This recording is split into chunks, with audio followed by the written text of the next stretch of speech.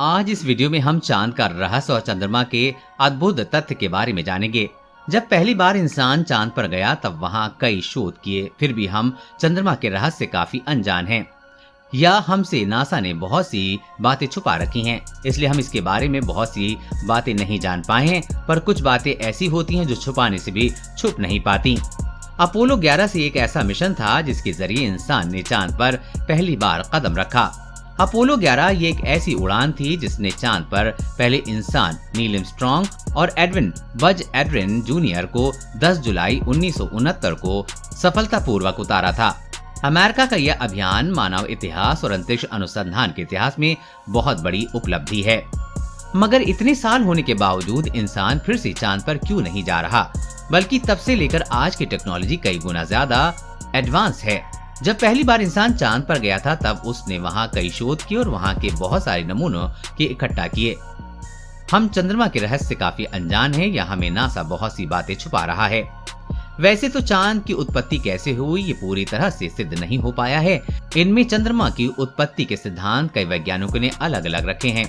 वो उनमें से कुछ सिद्धांतों को ज्यादा सही माना जाता है, जिनमें पहला सिद्धांत ये है कि चंद्रमा और पृथ्वी की उत्पत्ति साथ साथ हुई है और चंद्रमा प्राकृतिक रूप से हमारा एक मुख्य उपग्रह बना है। मगर ये सिद्धांत यहाँ गलत साबित होता है, क्योंकि पृथ्वी और चंद्रमा का निर्माण साथ साथ हुआ तो इनकी संरचना ये क्यों अलग अलग है। चाहे चांद अलग तत्वों से बना है और पृथ्वी अलग तत्वों से बनी है। और एक चौंका देने वाली बात यह है कि चांद की उम्र पृथ्वी की उम्र से ज्यादा है, इसलिए सिद्धांत कई मामलों में सही साबित नहीं होता। और एक सिद्धांत ये है कि चंद्रमा की उत्पत्ति हमारे सौर मंडल निर्माण की शुरुआती समय से हुई है। जब पृथ्वी से एक दूसरा ग्रह टकराया, इस भयंकर टक्कर से चांद की उत्पत्ति हुई और हमारी पृथ्वी पर एक बहुत बड़े गड्ढे का निर्माण हुआ, जो वो आज प्रशांत महासागर है। मगर जब वैज्ञानिकों ने चांद और प्रशांत महासागर की मिट्टी का परीक्षण किया तो उन्हें उनकी अलग अलग संरचना मिली।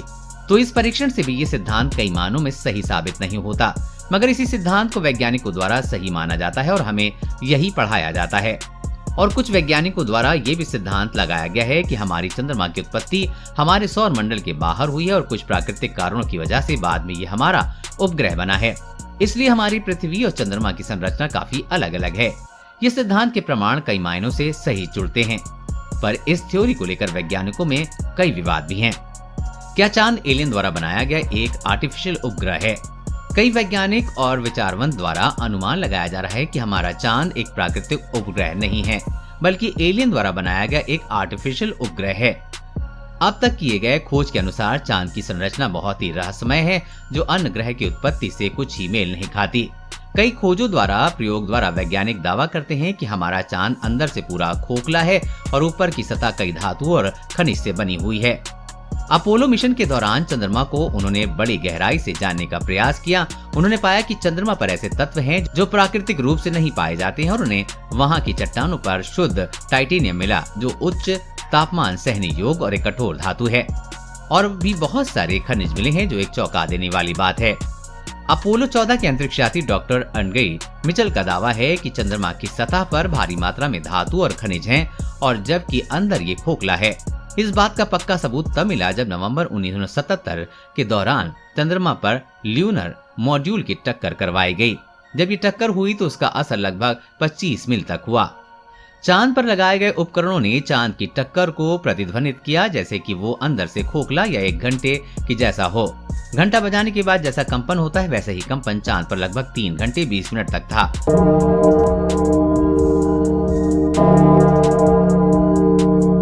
इसके बाद भी चांद पर इस तरह से ज्यादा क्षमता से प्रयोग किए गए और इन प्रयोगों के नतीजे वैसे ही निकले जैसे पहले प्रयोगों से मिले हैं।